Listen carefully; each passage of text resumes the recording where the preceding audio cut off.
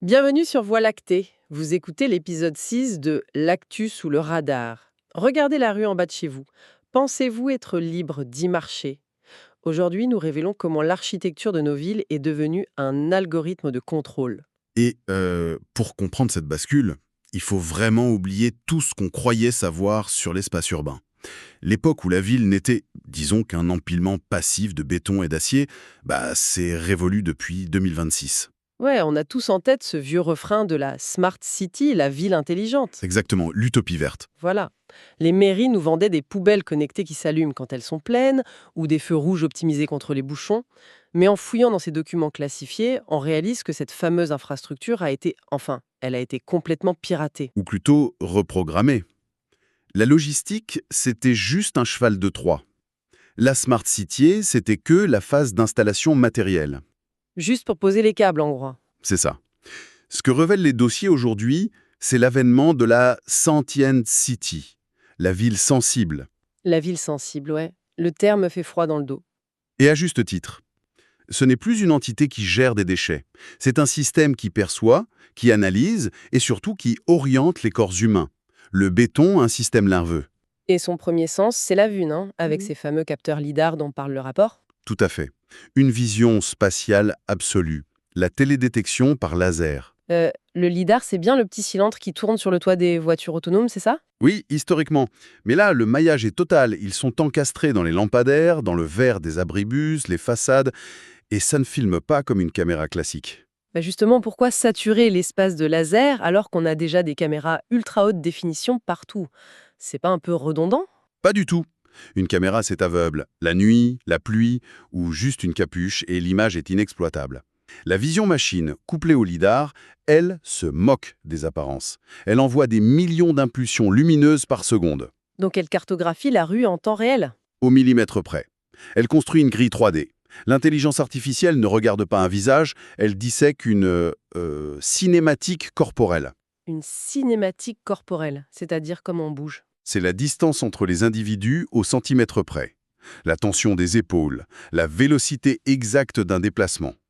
L'algorithme fait instantanément la différence entre un citoyen pressé de prendre son métro et, disons, un individu furtif en plein repérage. Ah ouais, donc la ville lit nos mouvements en 3 dimensions, mais le dossier parle aussi d'une signature acoustique. Oui, le réseau de microphones directionnels. C'est ça. Et là, ma première réaction, c'est de me dire, ok, la ville écoute nos conversations privées. Et ce serait une erreur. Les mots, le système s'en fiche complètement. Ah bon? Analyser des millions de mots simultanément, ce serait une perte de puissance de calcul. Et puis, les mots, ça mente.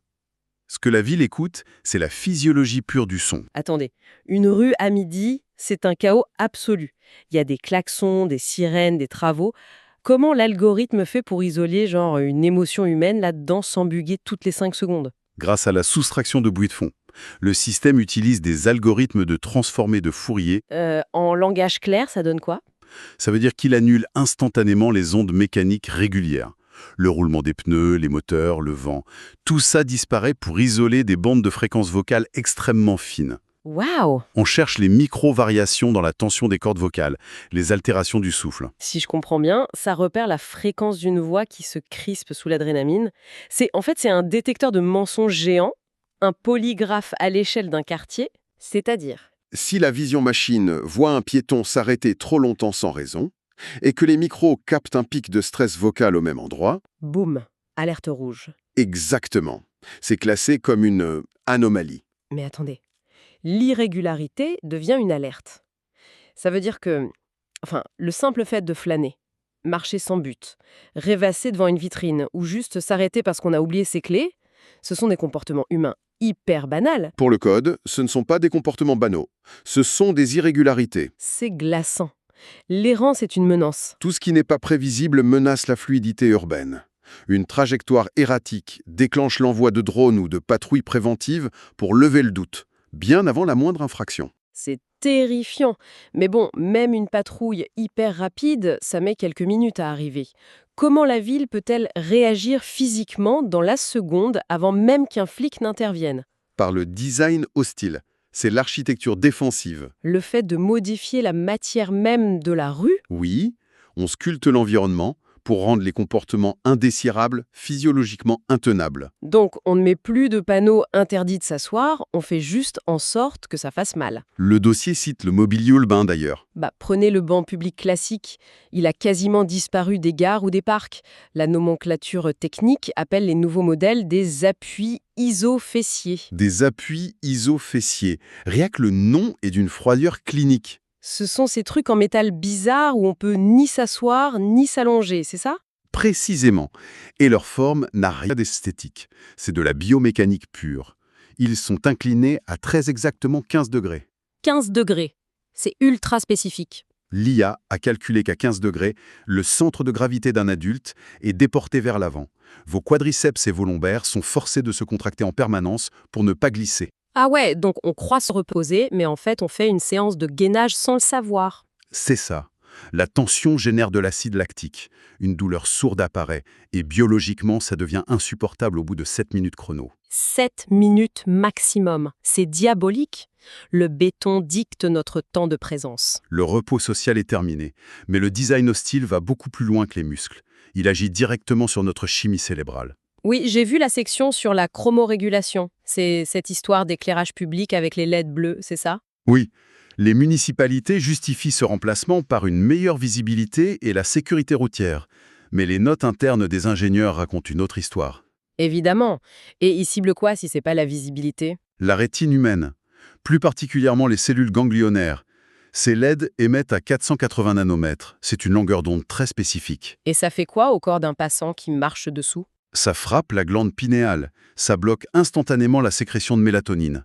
Mais le vrai but, c'est de stabiliser la variabilité de la dopamine. Attendez, on parle carrément d'une modification hormonale de masse, là. Les concepteurs appellent ça « induire une docilité chimique ». C'est comme s'ils diffusaient des sédatifs par la lumière. On altère l'humeur des foules sans même qu'elles avalent quoi que ce soit. En lissant la dopamine, on empêche les pics émotionnels. La colère, l'euphorie ou l'étincelle de départ d'une émeute sont chimiquement tempérées par les lampadaires. C'est de la camisole lumineuse. Mais bon, que ce soit le banc qui vous fait mal aux cuisses ou la lumière qui vous shoote, ça reste une réaction à l'instant T. Or, le dossier montre que le véritable pouvoir de ce système, c'est d'intervenir avant même que la menace n'existe. C'est le saut vers la simulation prédictive. Et ça, c'est le rôle du jumeau numérique, le digital twin.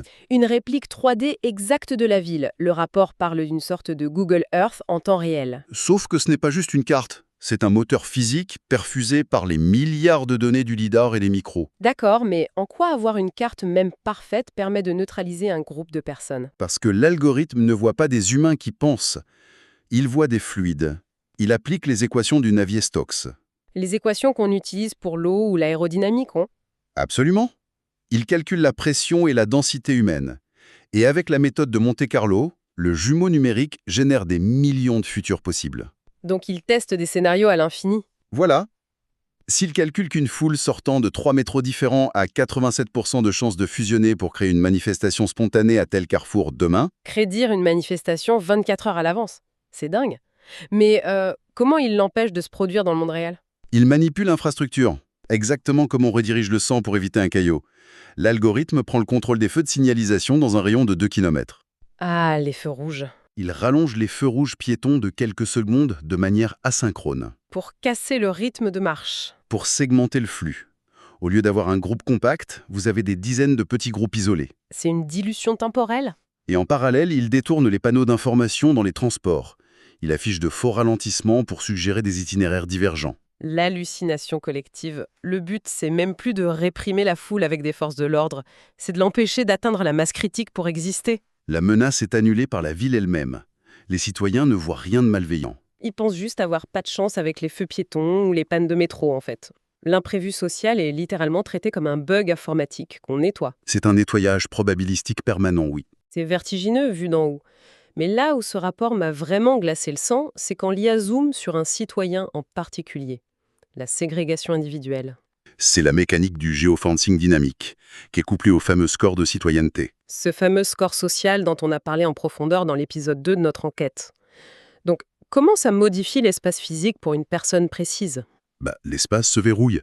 Si le système détecte une baisse de votre score, disons suite à une interaction vocale suspecte ou une infraction mineure, la ville crée des micro-frictions sur votre chemin. Et le dossier cite des trucs très concrets, on parle pas d'arrestation là. Non, on parle d'exclusion mécanique. Un individu à risque s'approche d'un vélo en libre service, la borne identifie son téléphone, vérifie son score en 1 milliseconde, Et refuse de se débloquer. en affichant une fausse erreur de maintenance. Le vélo marche très bien, mais pas pour lui. L'individu décide alors de continuer à pied. Il veut traverser le grand parc domanial pour aller plus vite. Et là, Les portiques biométriques du parc analysent son visage à distance et restent hermétiquement fermés. c'est ça le pire. Il n'y a personne à l'entrée, pas de vigile pour discuter, pas d'explication, juste de l'acier qui refuse de s'ouvrir à cause d'un calcul fait sur des serveurs lointains. C'est la ségrégation algorithmique par soustraction d'accès, un labyrinthe invisible. Dont les murs bougent selon ta réputation, quoi. Mais vous disiez tout à l'heure que la porte fermée, c'était presque la méthode la plus grossière, qui est plus subtile. Oui, le nudging spatial. C'est l'art d'inciter sans contraindre. Le coup de pouce invisible. Concrètement, comment on force quelqu'un à changer de trottoir sans mettre de barrière? C'est psychologique. L'être humain cherche toujours la ligne de moindre résistance, comme l'eau. L'algorithme va baisser l'éclairage de 5% dans la rue qu'on veut vous interdire. 5%, c'est presque rien. C'est imperceptible consciemment, mais le subconscient interprète cette rue comme moins sûre ou moins accueillante. Simultanément, le système déclenche un feu vert parfaitement synchronisé sur la rue d'à côté. Donc ça crée un appel d'air. Exactement.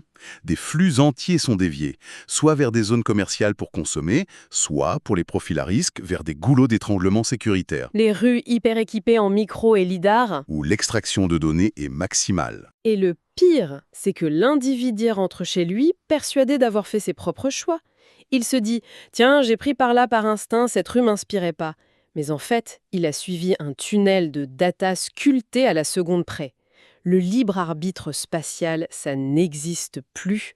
Chaque pas n'est qu'une réaction biologique à un stimulus codé. Le pavé physique a disparu sous les probabilités. Face à cette machinerie froide, omnisciente, face à des bancs qui ciblent nos muscles, des lampadaires bleus qui éteignent notre colère et un jumeau numérique qui disperse nos rassemblements avant même qu'ils n'existent, une question essentielle s'impose. Si l'imprévisibilité est perçue par le système comme une erreur à corriger en permanence, le seul véritable acte de résistance aujourd'hui, n'est-ce pas d'embrasser l'incohérence, de refuser systématiquement le chemin le plus facile, bref, de devenir un glitch volontaire, une anomalie vivante dans la matrice de nos propres rues. Hmm. La ville n'est plus un décor, c'est un programme, et vous en êtes le curseur. Merci d'avoir écouté ce nouvel épisode de l'Actu sous le radar sur Voie lactée. Gardez les yeux ouverts sur chaque angle de rue et surtout, restez sous le radar. À très bientôt.